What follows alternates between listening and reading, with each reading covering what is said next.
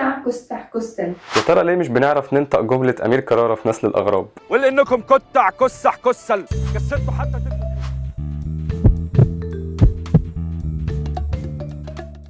طيب هي ليه تونج تويسترز صعب ان احنا نقولها؟ في بعض الابحاث قالت انه عشان الاصوات اللي بتبقى مكونه التونج تويسترز دي بيبقى فيه تداخل ما بينها وبتبقى فيه اوفرلاب في التمثيل بتاعها في الدماغ. فمثلا الساوند بتاع اس والش الاثنين بينتجوا من نفس الجزء في اللسان من قدام، وبالتالي الدماغ بيتلخبط ما بينهم، على عكس لو كان في مثلا الفرق ما بين صوت وصوت تاني بينتج من جزء تاني من اللسان. أمير كرارة مش أول واحد يقول جملة فيها تونج تويست في المسلسل بتاعه، يعني مثلا الفنان طلعت زكريا طرح لنا أوائل للتونج تويسترز في فيلم حريم كريم. مساج. ومثلا محمد سعد بيعتمد في الكوميديا بتاعته على إنه يعكس كلمتين صعبتين النطق مع بعض. انت كده قطعت لي الشورت في البسين. الايه؟ الشورت في الكمين. الايه؟ الشك باليقين.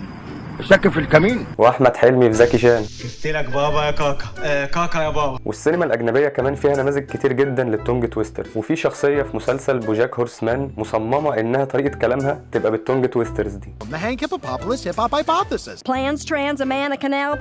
وفي فيلم بيج دادي لادم ساندلر لما كان في طفل صغير عمال يردد كل حاجه ادم ساندلر بيقولها، فقام قايل له كلمه صعبه عشان ما يعرفش يقولها، وكانت دي تونج تويستر. I'm being serious, don't do that. I'm being serious, don't do that. How much wood would a woodchuck chuck if a woodchuck could chuck wood? حاجة كده شبه قميص نفيسة نشف ولا قميص نفيسة نشف ولا ما نشفش لسه. والفنان بنديكت كامبرباتش اللي في اسمه اصلا ممكن تلاقي تونج تويستر عمل دوكيومنتري عن الحياة البرية، وجزء منها كان عن البطاريق، وكان عنده صعوبة في نطق كلمة بينجوين، فكان طول الفويس اوفر بتاعه بيقول بينجوينج. And the last thing you might expect to see here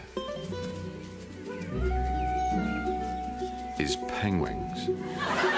وعشان كده التونج تويسترز دول صعبين لانه بيتطلبوا مننا اننا نشفت بسرعه ما بين تسلسلات متشابهه ومتداخله وانماط عصبيه شبه بعض، والاصوات اللي شبه بعض دي بتحد من قدره الدماغ ان هي تادجست بسرعه سيستم انتاج الصوت اللي هو عندنا زي اللسان وكده، ان هو ينقل بسرعه ما بين الحاجات المتشابهه دي، وبالتالي هو ده اللي بيعمل مشكله ان احنا نردد الكلام بسرعه او نردده كذا مره ورا بعض. التونج تويسترز دي عباره عن جمل معموله من اصوات من كونسوننت او حروف ساكنه شبه بعض، والحقيقه انه في كذا دراسه اتعملوا سواء في مدرسه في اندونيسيا او في جامعه في طوكيو اكتشفوا انه التونج تويسترز دي ممكن ان هي تستخدم كوسيله من التعليم.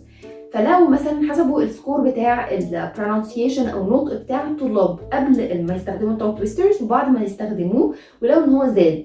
مش بس كده، بالاضافه الى انه التونج تويسترز بتمرن العضلات بتاعه اللسان والعضلات بتاعه اللي بنستخدمها في النطق والكلام. كمان التونج تويسترز بتخلي الشخص ان هو يبقى واثق اكتر من نفسه ومن كلامه لما يقدر ان هو يتمكن من ان هو يقولها. ده بالاضافه ان هي طبعا طريقه مسليه للتعليم، غير ان هي ممكن تحسن الفوكابلري عند الشخص لانه لازم يكون فاهم الفروقات ما بين الكلمات عشان يقدر ان هو يقولها. مش بس كده، هي كمان بتحسن الذاكره لانه برضو نفس الفكره، لازم يكون عارف شكل الكلمه بالظبط وايه الكلمات اللي كانت موجوده في الجمله عشان يقدر ان هو يتخيلها قدامه ويقدر ان هو يقولها بطريقه احسن ويقدر ان هو يتمكن ان هو يرددها كذا مره ورا بعض. من احلى الافلام اللي ممكن تشوفها هي فيلم ذا كينجز سبيتش اللي بتدور احداثه حوالين الامير فيلس كولين اللي المفروض يبقى ملك انجلترا، بس كان عنده صعوبه في نطق الكلمات، وده كان بيسبب له صعوبه في القاء الخطابات بتاعته قدام الجماهير. وبالمناسبه هي قصه حقيقيه. We need to relax your jaw muscles, strengthen your tongue by repeating tongue twisters. For example, I'm a thistle sifter. I have a sieve of sifted thistles and a sieve of unsifted thistles because I'm a thistle sifter. Now loose. واخيرا السينما الهنديه مليانه بالجمل دي.